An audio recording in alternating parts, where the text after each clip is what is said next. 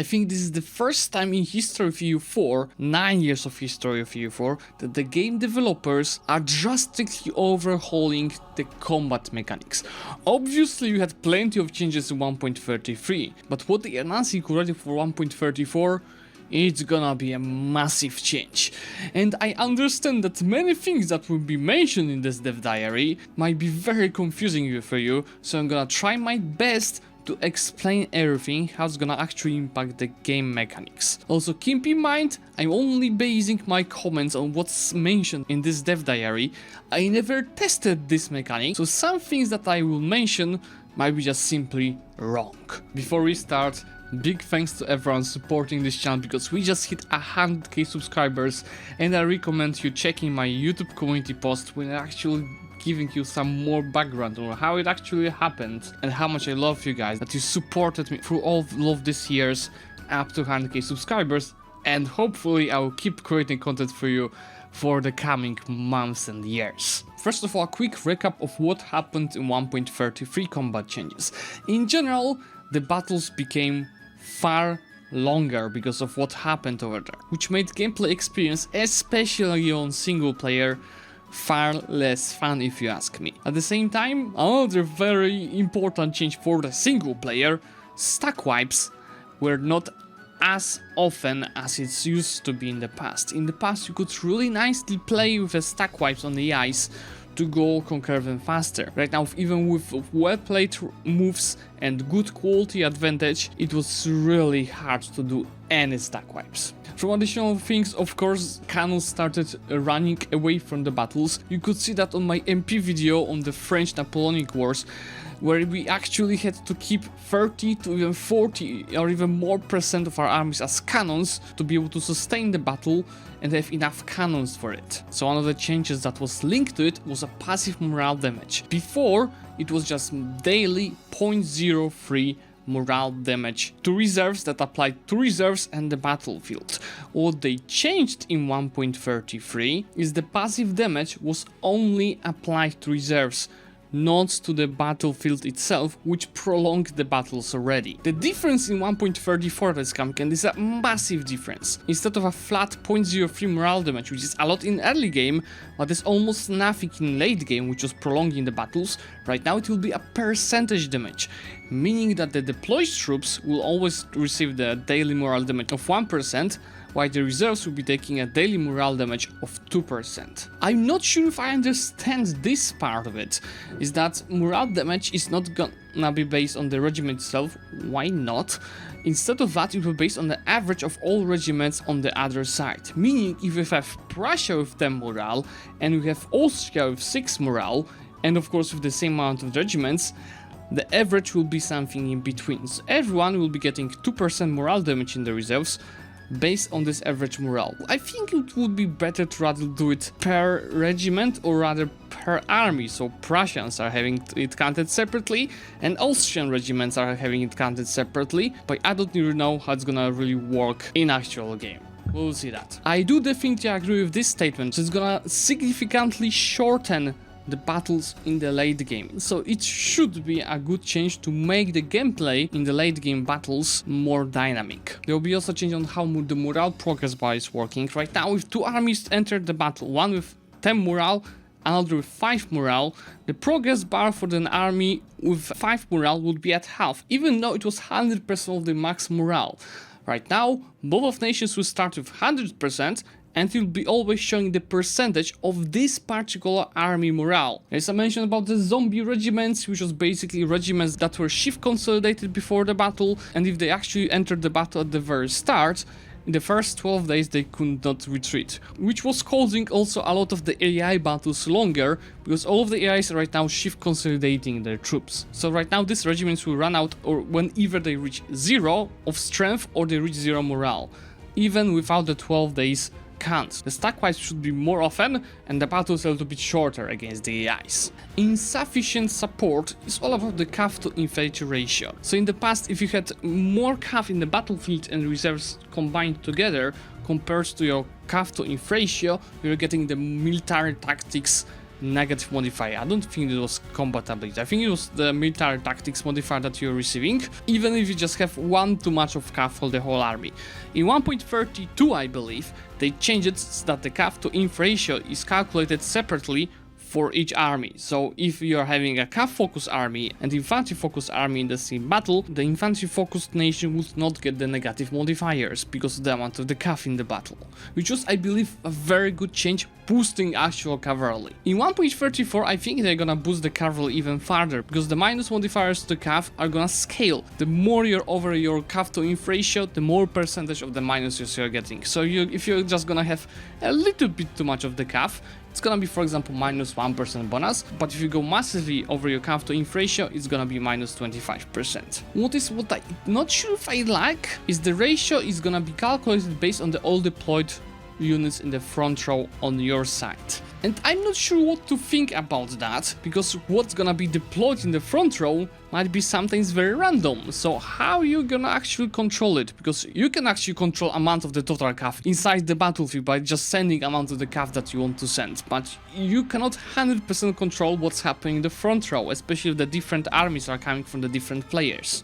I'm not sure about what this means. A country with a high support can still cause allied cavalry to use combat ability. Didn't they change that on 1.32? Let's open the patch notes. There we go, 1.32 patch notes. Cavalry to infantry ratio calculated for each country in the battle. So each country had the CAF to inf ratio separate.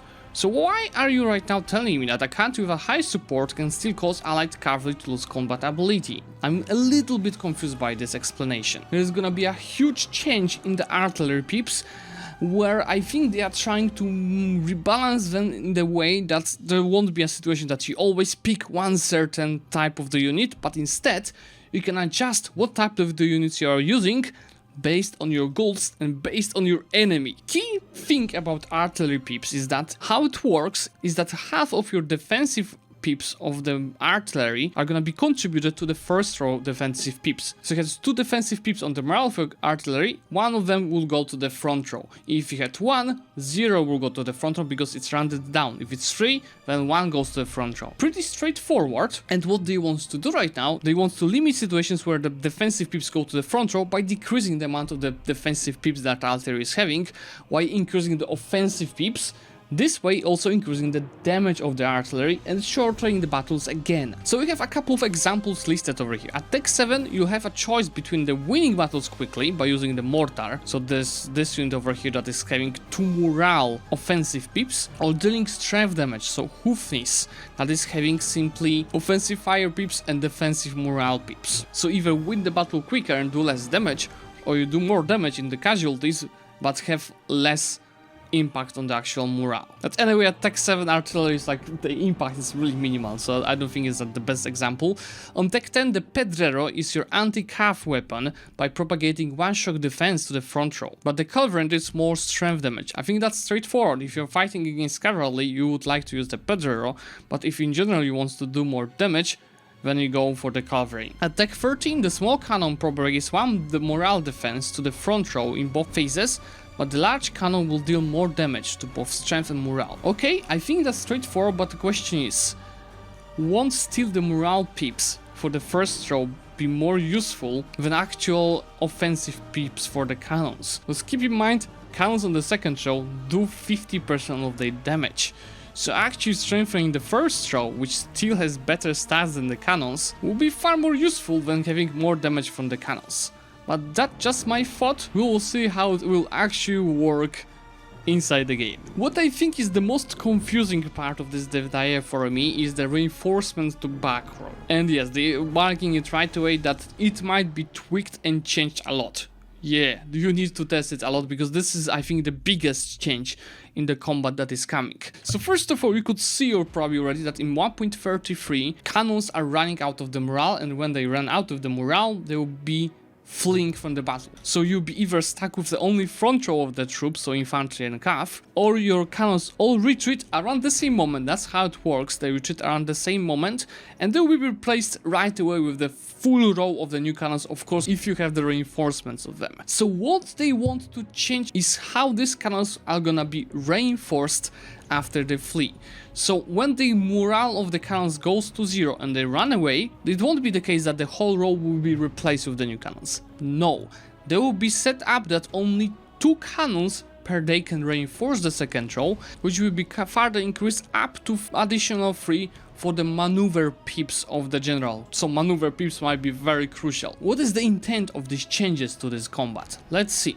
First of all, armies under low artillery are more vulnerable, though not as badly as in 1.32. Yes, I agree, because if you do not have any artillery to reinforce, this change does nothing to you, right? But it's at the same time making your enemy that has the artillery to reinforce, it's giving less advantage for them. Cavalry becomes more useful during 2 distinct phases of the battle. First, just after the initial line of artillery retreat, which happens roughly simultaneously. Later in the battle, when the combat duration modifier is so high that artillery reinforcements can't keep up with churn. This breaks the symmetry of long battles, so that artillery, and by extension infantry cavalry as well, don't all retreat in huge battles. Yeah, so like in 1.33 it was pretty often that you run out of your artillery before you run out of your infantry because it all retreated. So in this case, I think it will save this issue, because there will be more cases when your artillery runs away and you won't be reinforcing this artillery in the back row too fast enough,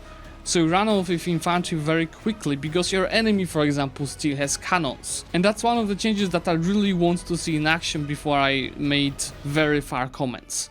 And finally, quality becomes more important over quantity in long battles, as in high quality troops will lower the artillery saturation of enemy. Yes, and that's the only thought that I want to leave on this change, because I'm afraid that it will cause that really quality have a gigantic advantage in this game right now. If you do far more damage and the artillery for enemy runs out, the moment it runs out you are getting massive advantage.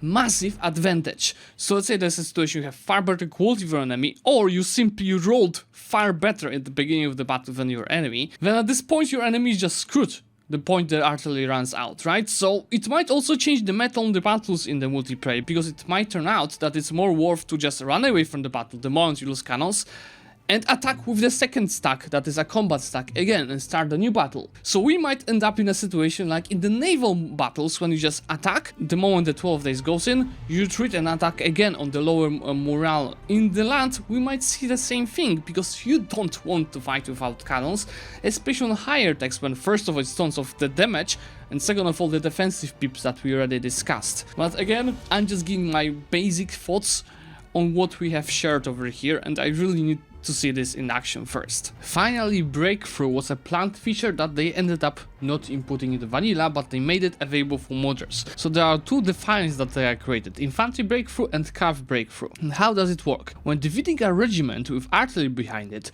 you have a probability equal to the corresponding define of your regiment between 0 and 1 of pulling that artillery into the front row.